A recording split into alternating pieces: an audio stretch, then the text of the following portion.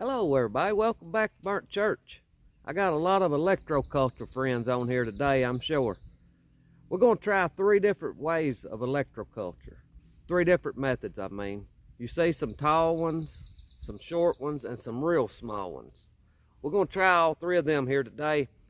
We're probably going to make them. I don't know if we'll get them put in here or not. I'll turn you around here and show you where we're going to put them. This corn here, you can see I've got 1, 2, 3, 4 rows of corn. Now these bottom 2 rows right here, they've had fertilizer put on them. These top 2 rows, they have no fertilizer.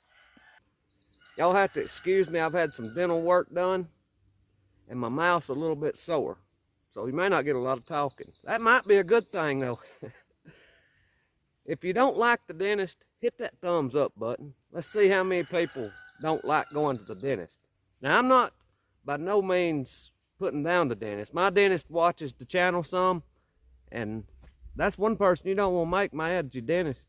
I mean, they're the one that controls the Novocaine. And I was sure thankful for the Novocaine. But anyway, back to the electroculture. We're going to make 3 different coils. But y'all hang around, this should be real interesting. I don't think I've ever seen this done, and well, I'll explain it more here in a minute. Y'all that has kept up with the channel, you know I had a lot of crimson clover here. And we were going to try to grow our corn with no fertilizer except that crimson clover cut into the soil. So I thought this would be a good time to try the electroculture on one of these rows of corn. This top row right here, it's already looking real good. And we've got plenty of room down through here to try different electroculture styles. This row's probably 150 foot long, so we've got plenty of room to try it. So let me go show you what kind of coils we're going to be using, or at least the copper for the coils. This should be some real good copper. We'll need to get some kind of tools to get our wire width. I'm going to use these fencing pliers and some wire cutters right here. That should get us. Let's go get on the mule and we'll head down there and get our copper for the coils.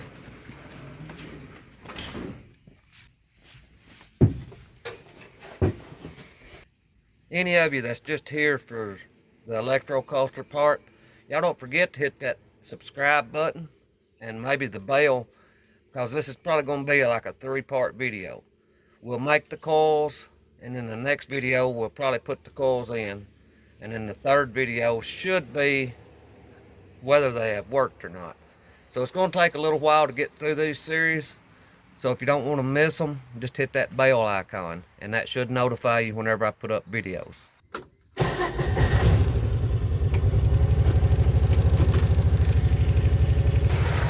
I forgot one other tool I needed. I needed to get a hammer. We'll grab it here out of the barn. I think I've got a hammer right over here.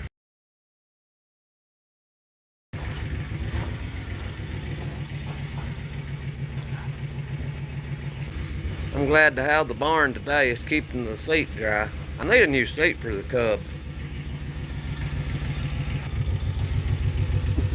That should be all the tools we need.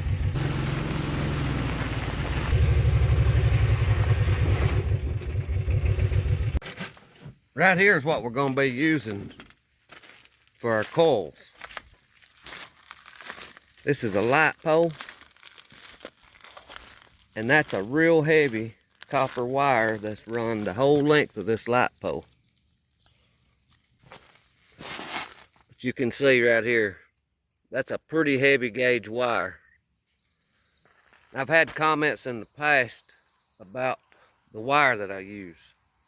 Now, I'm just a poor country boy. I can't afford to go out and buy a roll of wire just to use on a few plants. So this is just salvaging what's already been used. It gives it another purpose. So I think that's real good. And you think that an electrical company would use pretty decent wire. So this should be a pretty good grade wire. But we need to pull these steeples and remove this wire all the way down through there.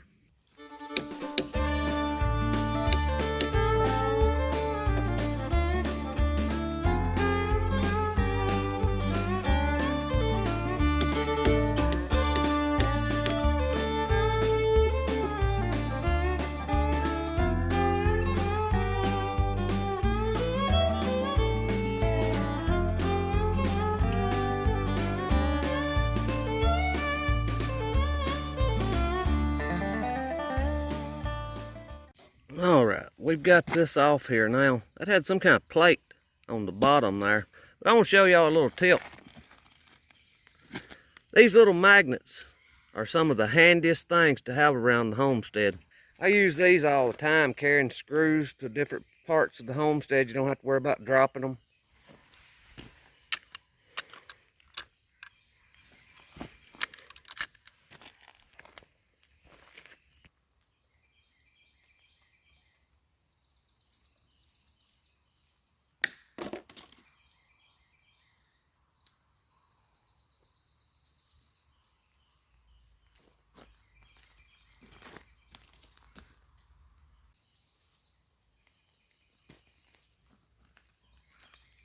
That's a pretty good bit of wire there.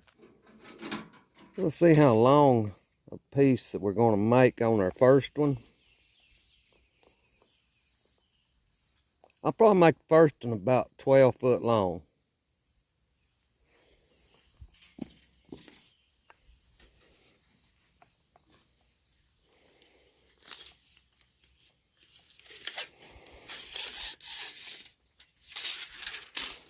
So right there's 12 foot. We're going to cut it right here at 12 foot. That's 12 foot long.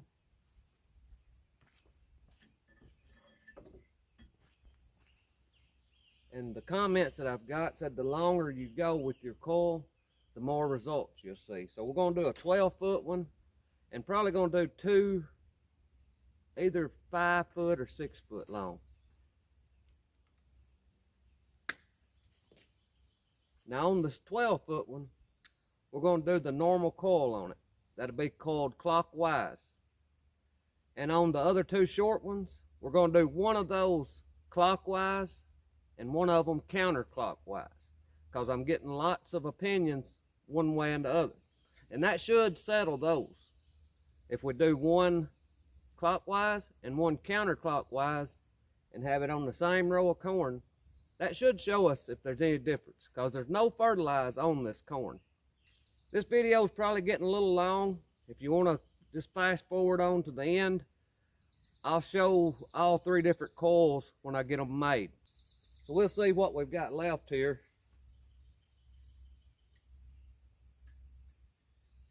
We'll do two of them.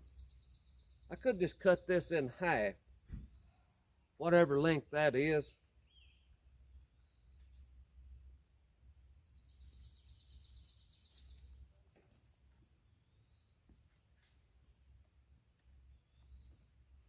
That's probably going to be around 6'2".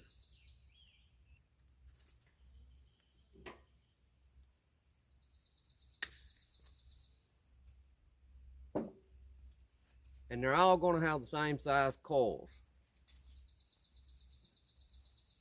We're going to wrap them around this. This is about a 3/4 broom handle.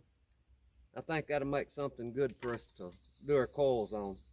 The way I do this is I leave how much I want sticking up, and then I'll start coiling. And to get a clockwise coil, you have to route counterclockwise on this pole. That doesn't make any sense, but that's how it works.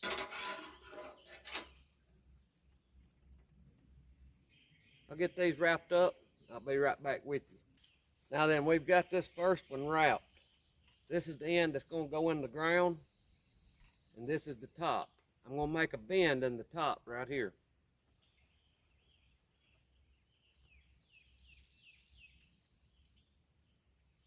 I'm going to fold it all the way under, just like so.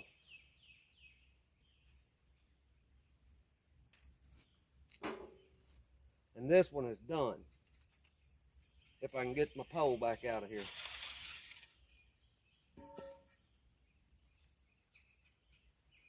You can look down it, and these coils are turning clockwise. Now some people think you can flip it over if you coil it wrong, but even when you flip it over, these are still coiling clockwise. So we've got this one ready.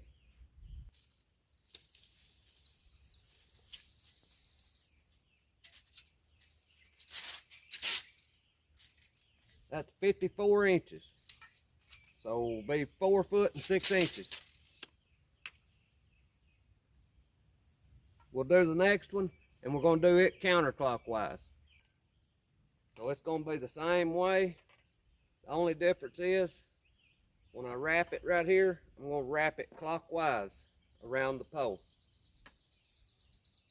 All right, we got this one wrapped and ready to go now. We've got our antenna curled under over here at the top. I have no idea what that does, but I have lots of people tell me that it needs that on it.